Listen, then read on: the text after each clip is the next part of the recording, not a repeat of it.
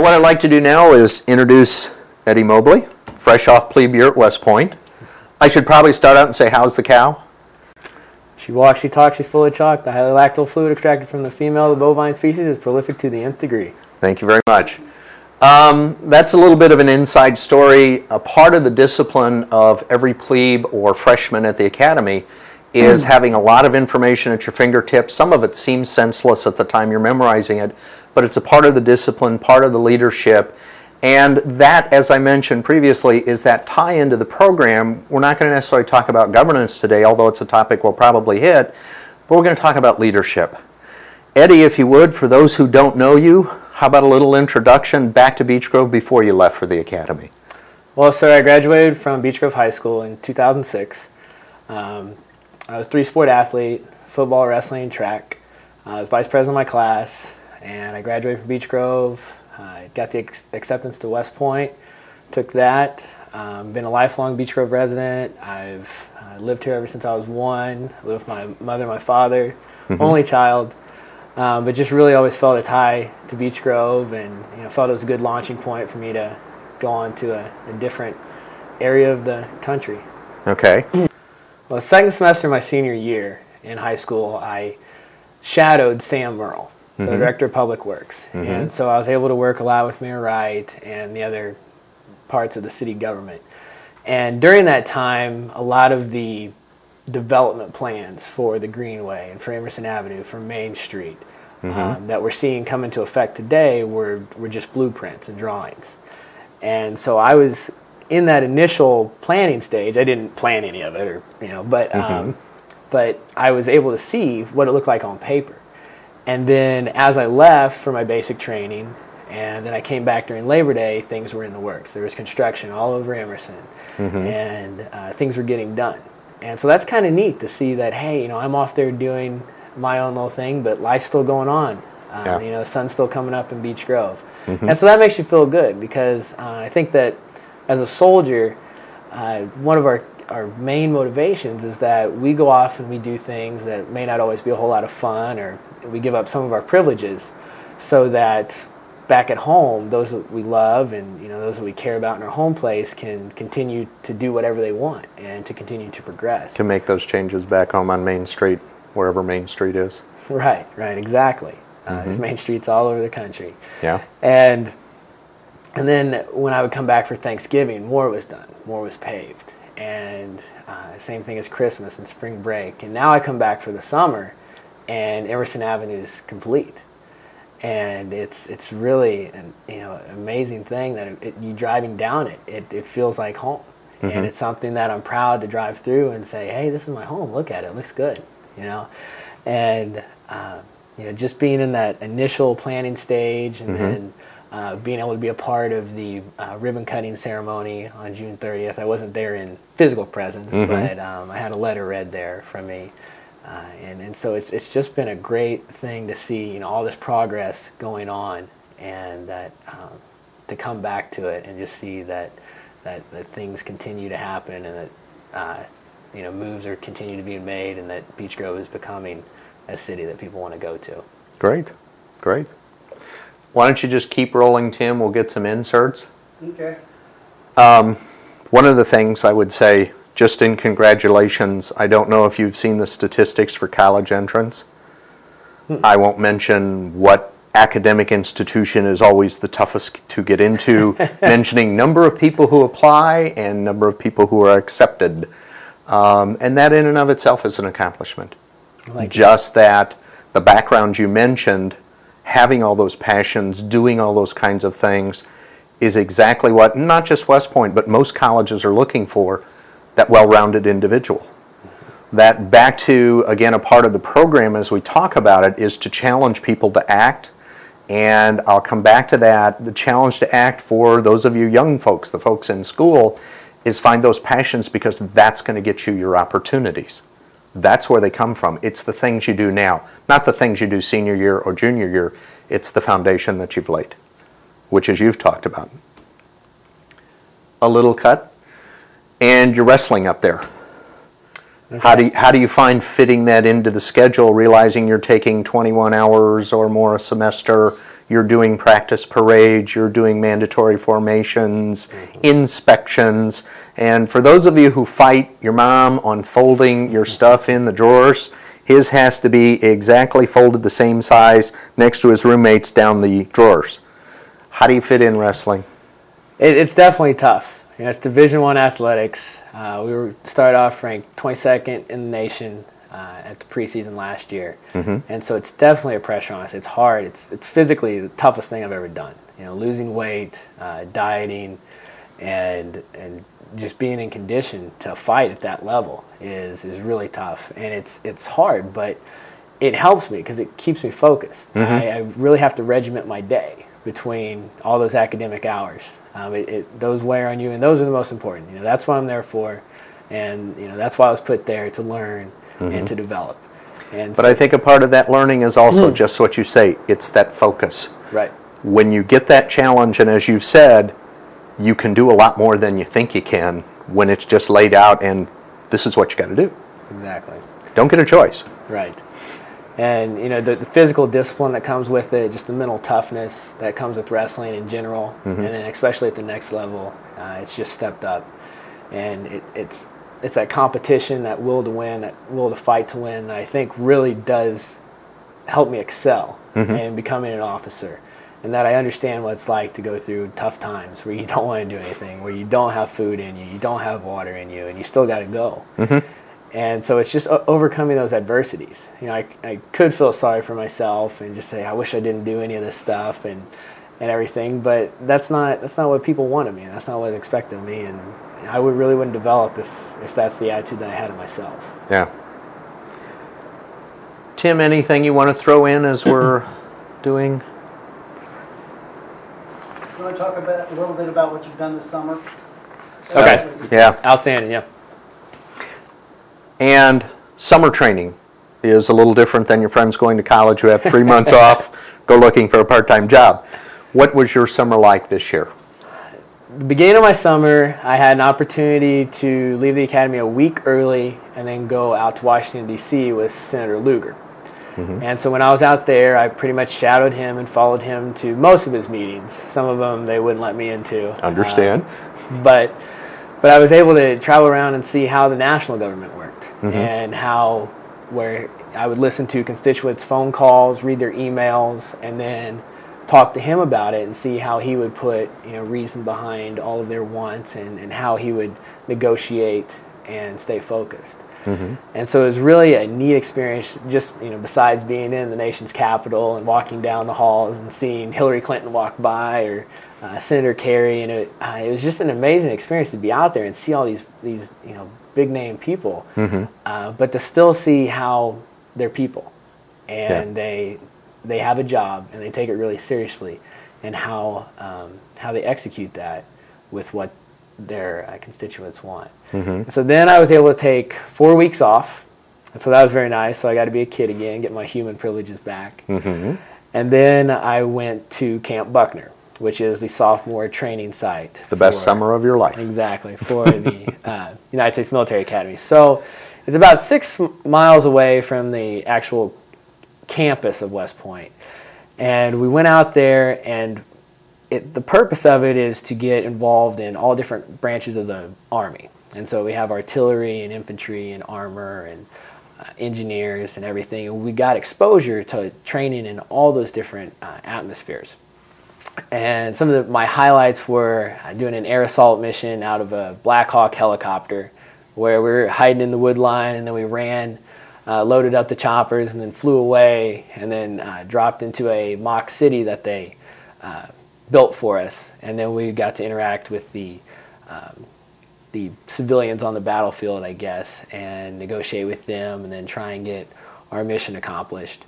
I went down to Fort Knox, and I drove a tank and fired a tank and some of the other up-armored vehicles that we have. And I should probably not throw in that I drove the tank into a tree. Well, I blew up the tree. Okay. So that was definitely a highlight. Just being able to play with that kind of equipment and see what our military has in its capabilities is amazing. It's something that is just unparalleled out there. And then sitting on top of a mountain and calling in artillery fire to another mountain, and 30 seconds later it's just steel rain. It's all over the place and just explosions, and it's so neat to see how everything works together so that we can have as an effective a military as we do. And throughout this whole time, you know, you're out in the woods, and there's really a lot of bonding between your classmates, because there's some things that you just don't, some missions that you just really don't want to do. They're physically, you know, tough, and it's long, and you're not getting very much sleep. But that's part of the development, is, you know, rising together, cooperating, and graduating is definitely a long time West Point term. And just throwing that in together, that idea of the honor code, different than even most institutions that have an honor code, is the tolerance part of that.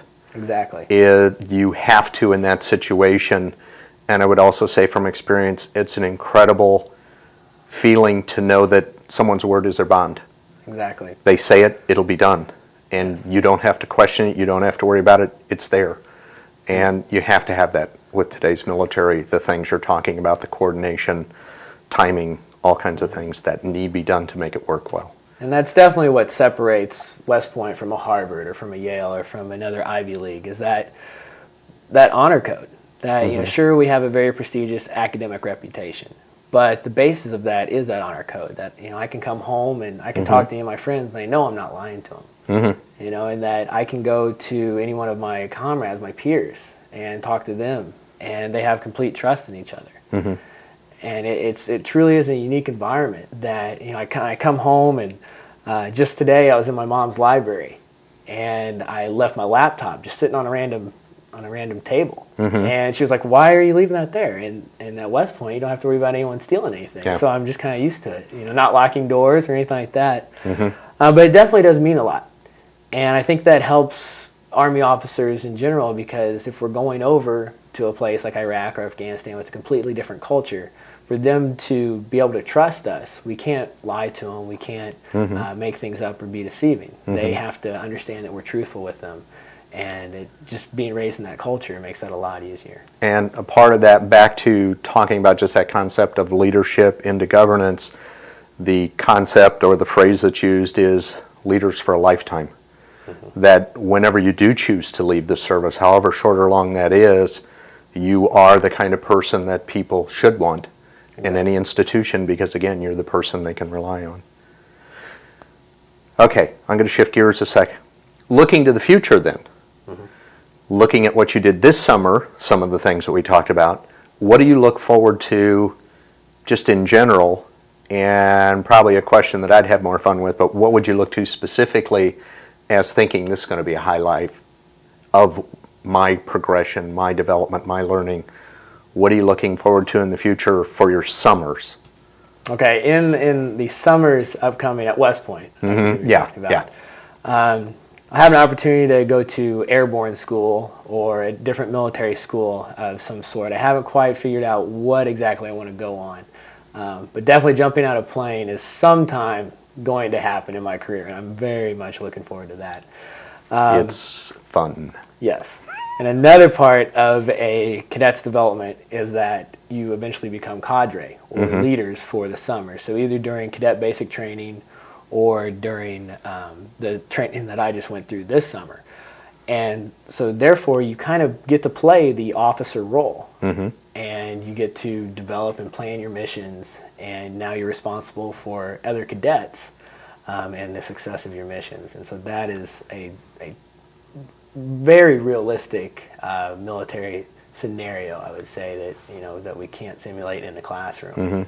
And it's also difficult because the people you're training, preparing to be what you come to think of as the next generation, is only a year or two behind you. Right. And that's, but they're the next generation. And it's always said that the hardest people to lead are your peers. And everyone there is capable, and everyone there is smart. And they can pick up on mistakes that you make. They realize that certain things... And they're happy to remind you of them. Exactly. And so it's just it's a self-confidence builder. It's to be able to say, okay, this is my position on this, and I believe that this is the best thing to do, and making that case and presenting that, and being persuasive with it, and then having the confidence in yourself and in your subordinates to go through and accomplish that mission. And so it does develop you as a person. just getting ready for it, and then making your case, and then thinking objectively towards situations. Now, as you're thinking about leadership in the future, have you thought about whether you'd rather be cadre for New Cadet Barracks or Buckner? Or have you thought about it? I keep bouncing back and forth. Good. I think definitely as a plebe, I was thinking, man, I really want to be New Cadet cadre. I really just want to, get back at him, and there's kind of that cynicism that had bred. But the more and more I think about it, thinking objectively, what would be more beneficial to me, I think the summer Buckner would be the best. But then, like we talked about passions earlier, and my personal passion is just motivating people. If I could do anything, I'd want to be a motivational speaker and just walk around and get people fired up and inspire people to accomplish new things. And I think that during basic training, cadet basic training, you really have that opportunity to be a disciplinarian and make sure that they go in with the right mindset to the academy, but so that they're excited to be there and that they understand the bigger picture, and they just don't get so upset with some of the obstacles that are put in their way. And there will be a few. Assure you of that. Yes. Being at the academy and having finished the first year, what stands out in your mind above all the things, and as I mentioned, and we could sit here and talk for hours on the things that are different from your friends. I remember getting phone calls from my friends the few times you could get them, and them complaining about the schedule, and I'd go, well, gee, we did that this morning. What stands out in your mind from your experience? Just how much you're able to do and how much you're capable of doing. You really are pushed to your limits in many aspects. It's not just physically, it's not just mentally, it's not just academically, but it's an all-around pressure that's put upon you, and that you realize that you can overcome many different things, and that you learn what your weaknesses are and then how to utilize your strengths to defeat your weaknesses. And just the ability that humans have in general, not just I lost it on that. You can pick it up right there. Okay. But just the ability that people have to overcome. Like, humans can adapt to all kinds of situations, and that really became evident to me this past year, where you're taken into something completely foreign. Really wasn't raised in a military household. My father was in the Marines, but he never really put that kind of a saga on our home life. And so just to be thrown into an area that I had no experience in, I knew what I was getting into, but you just can't prepare yourself all the way for it. And just to be able to adapt and overcome and succeed at that kind of a situation is what I learned the most about. That's the first year. You're looking forward to 3 more, and we already talked a little bit before the show started about changes and things you're doing. What do you look forward to the most? What are the kinds of things you anticipate getting in a short time out of the next 3 years? Well, as a freshman, as a plebe, as we're called, there's definitely a pressure on you by the other 3 classes to excel. But as a freshman, your only responsibility is just yourself. And so you spend so much time just worrying about yourself, making sure that you're doing the right things and staying under the radar so you're not drawing too much unnecessary attention to yourself. But then as a sophomore, you adopt the role of a team leader, which means that you have a plebe or a freshman underneath you. And so you play a big brother role, where you take him under your wing, you show him the ins and the outs of the academy, what he can and can't do, you make sure that he's doing well in his classes, that just everything he's developing, you're responsible for his military learning, and just so that he can progress as a leader as well. And so, and what are you looking forward to in that? Because I note that you haven't done something like that before. Exactly. What do you see as your challenge? And again, as we talk leadership, what are the things you're looking forward to with that, or kind of concerned about? Well, I haven't ever been a big brother before. And so this is kind of my first opportunity to be exposed to that kind of direct line leadership. In high school, I was involved in many things where you were planning a grand scheme of things or a certain idea or something, but I wasn't directly responsible for one person and just making sure that they developed and that they were able to follow in my footsteps. And that always, puts a little pressure on you. It will. You definitely do have not only just the responsibility for yourself, but if if I'm not doing my job, then someone else is going to suffer.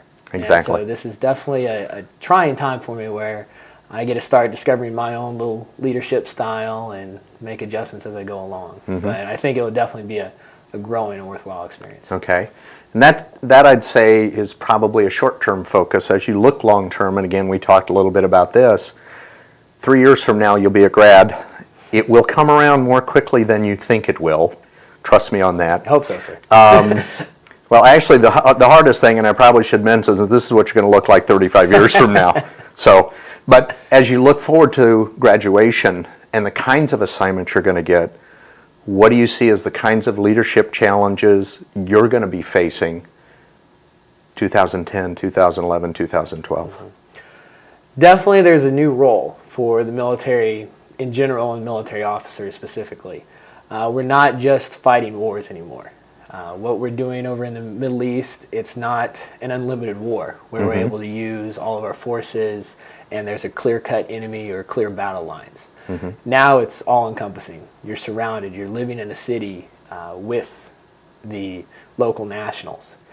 And now you're not only responsible for conducting military operations, but you're building a city. You're redeveloping destroyed government. You're changing a focus on a way of life. You're dealing with a completely different culture.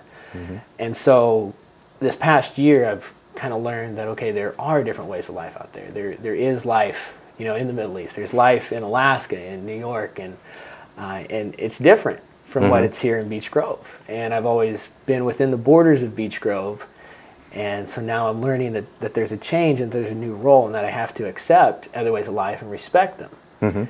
And that now I'm not just going to be responsible for pulling triggers or playing chess with my units, but that I'm now going to be responsible for rebuilding and reconstructing and then opening up others to our way of life so that they respect America and what we do and what we try and do in the world, and that Americans respect them as well. Okay. Short-term, middle, and long-term. I hate to tell you now, but you're an old grad from Beech Grove High School, and even older from the middle school. Out there are going to be a number of kids looking, saying, gee, I wonder if I could do that. Gee, I wonder if I could go to a place like that. What advice, what thoughts would you give to the kids that are looking down the road that you're the idol now? You are the leader. You've stepped up to a new position, lifestyle, learning kinds of things. What would you tell those folks who are going to be starting school and being out not too long in the next few years? Just to find a passion, find what they really want. I always tried to be really involved in school, and so that way I had a lot of different avenues I could take. I always equated it to life being like a hallway, and that the more things that you had behind you, like underneath your belt, that you had accomplished or done or been involved in, the more options you had when you're walking down that hallway. All those doors are open. And so just to keep, because you know, there's many people, when I was in high school, I wanted to do this my freshman year and then change my sophomore year, and it just kept bouncing back and forth. And there's a lot of different things that you're going to come upon, and just to open up and like accept those, and to come forth and try new things, but to find that passion and chase it. You know, that's what it's all about, is that those people who have that passion and work constantly to perfect that passion. You know, things may not always go right, but that chase, that's what it's all about. It's not necessarily about getting that end goal, but it's about that struggle and those accomplishments and, you know, smiles and tears and the pats on the back that come with chasing something like that. And coming from Beech Grove, you know, I'm a small town boy, and I'm proud of that. I really do like that. As you should be. And I think I really do have an advantage because I have so much support back home. And Beech Grove is a perfect launching place to come out and to do things. It's not that just because you live in Beech Grove now that you have to live in Beech Grove. And it's not that Beech Grove is not a good place to come back to. I definitely do see myself coming back here. I don't know if I'll come back here and live, and I don't know how long I'll stay in the military or anything like that. None of that's set in stone. But it's definitely a great city, and I'm proud to be from it, and I'm always glad to be back home. Great.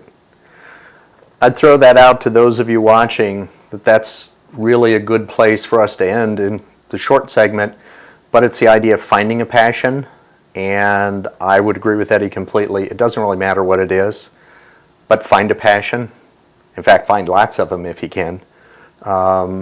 And this is a good launch point.